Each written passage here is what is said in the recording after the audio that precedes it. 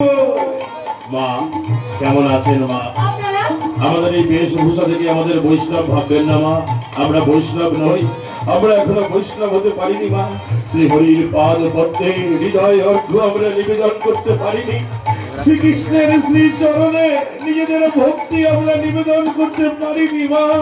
তাই আমরা বৈষ্ণব নই, আমরা এখনো বৈষ্ণব হতে পারিনি মা। আমরা পাপী তাপী অধম।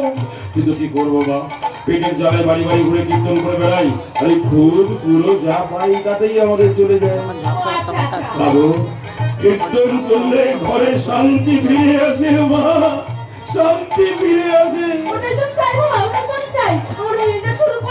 জানি তো সেই জন্যই তো আমার এখানে আসা। আমি এলাম, আমার সাথে সাথে আপনার ঘরে শান্তি ফিরে এলো।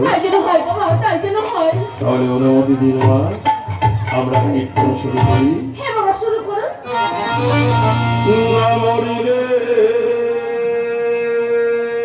কেমনে পাবো ও